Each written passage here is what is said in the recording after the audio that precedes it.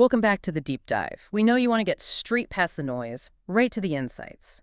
So today, we're tackling something huge, fall prevention for older adults, but maybe not how you usually think about it. We've looked at research suggesting applied behavior analysis, ABA, can fundamentally shift how we approach this. It's about restoring independence, confidence, not just preventing a fall. It really is a crucial shift. The standard advice, exercise more, check your meds, it's all important, absolutely. But sometimes it misses the psychological piece, the fear. Exactly. And that brings us to this story from the research about Mrs. R. Apparently, she was a fantastic baker. Yeah, loved her kitchen. But 6 months ago, she tripped on this tiny, almost invisible little lip in the flooring. Didn't even fall hard, just a trip. Just a trip. But what happened next? Well, that near fall turned her kitchen into what the research called a psychological minefield. She basically stopped going in there, stopped baking, became almost totally dependent. Wow, so physically she was probably still capable. Mostly, yes, but behaviorally, frozen. The environment itself, that little lip, started screaming danger to her brain. It demanded too much attention, too much processing. Okay, so that's our mission for this deep dive. How does ABA look at the environment, the behavior? How does it turn that fear back into confidence? It sounds like we're saying the environment itself is often the real hazard, long before the body fails. That's a great way to put it. We're not trying to, defy gravity. We're trying to eliminate the environmental cues, the antecedents that trigger hesitation, that disrupt balance, and ultimately lead to that fall risk. Right, so let's unpack that ABA framework, the ABC sequence. Antecedent, behavior, consequence. Exactly. And applying it to Mrs. R is really illuminating. Okay, so the antecedent, the trigger. That was the physical hazard itself, right? The tiny lip in the floor. Yes, that nearly invisible environmental cue. And the behavior that followed wasn't just the trip itself, but... It was the anxiety, the changed way she walked, the hesitation, and eventually the complete avoidance of the kitchen. That's the key behavior we're tracking. Avoidance, okay. And the consequence.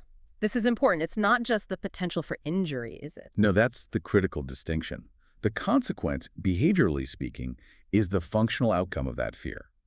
Her complete avoidance, her loss of independence, her reliance on others, that's the consequence we're focused on changing. That makes sense. It's charting the change in her life, not just the physical event.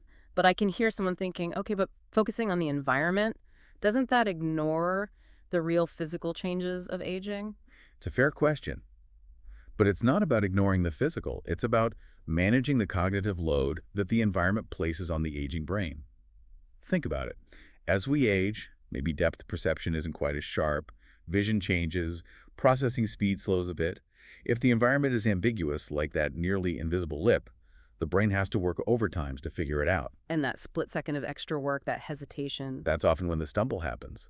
So by manipulating the antecedent, by making the environment clearer, we reduce that cognitive burden. We make it easier for the body to move safely. So ABA is basically trying to make the safe choice the automatic, easiest choice, kind of bypassing the fear trigger. Precisely.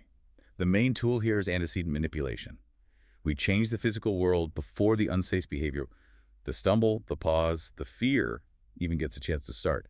We want the environment to stop signaling danger and start signaling stable path ahead. Okay, let's get practical then.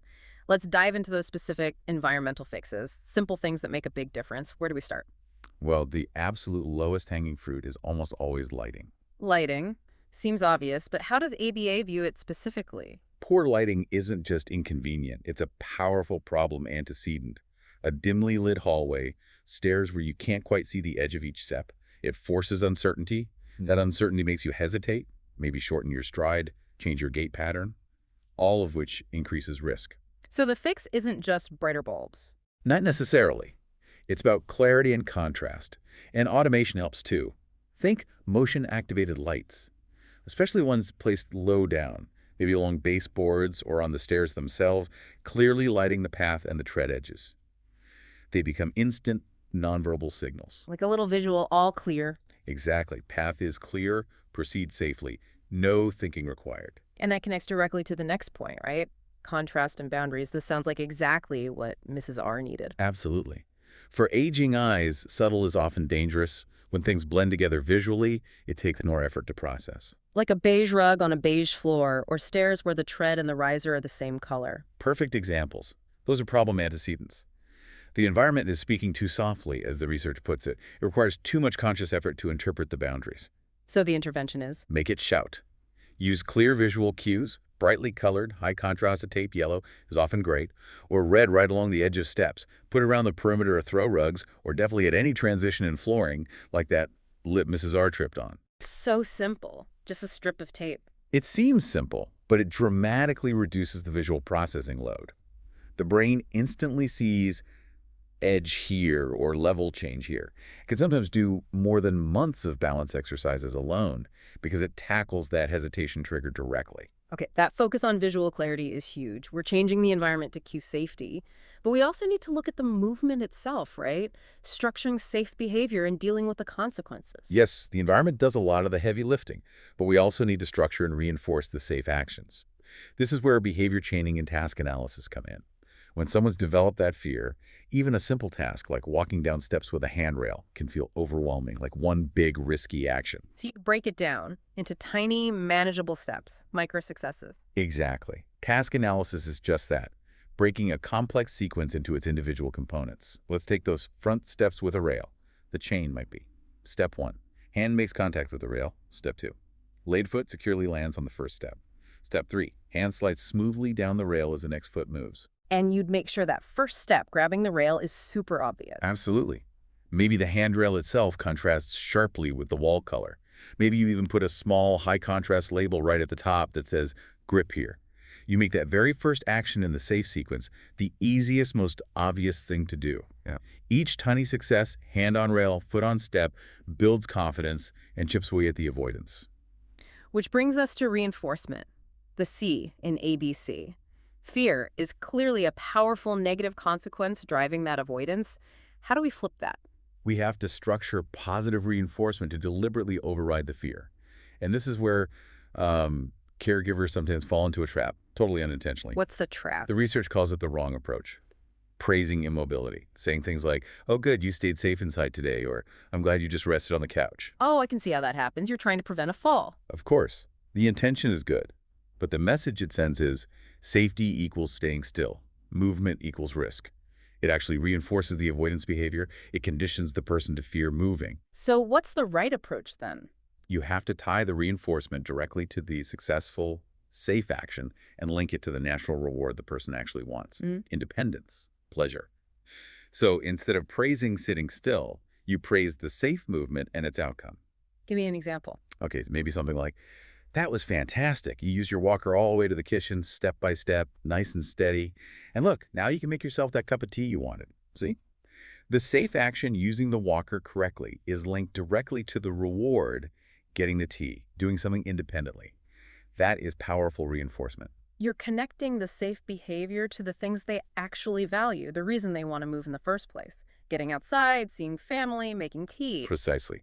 That intrinsic motivation, the reward of independence and enjoyment, is far more powerful in the long run than just avoiding pain.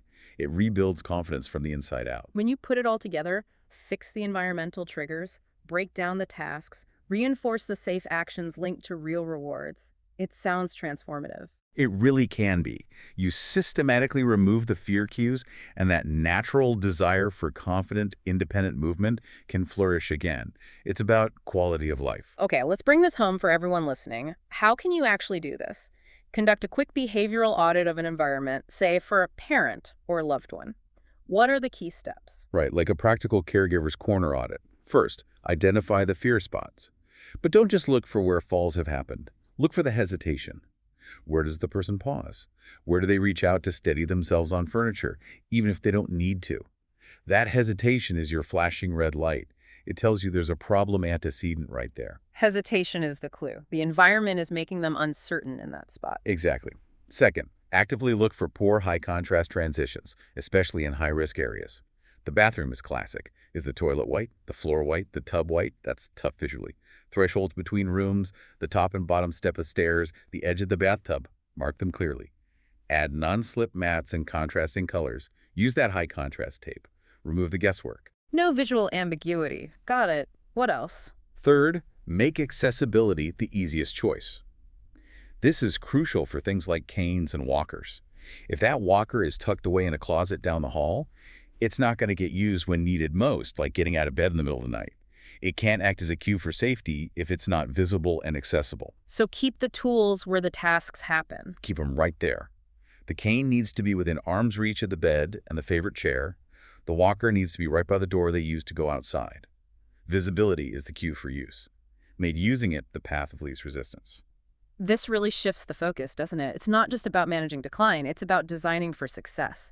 Building a world that supports confident movement. Small, targeted environmental changes based on these ABA principles, they can bring back physical safety and that vital psychological confidence. And that confidence is everything for independence. And, if we zoom out for a second, the research we looked at briefly mentioned applying the same framework to another really challenging behavior, wandering.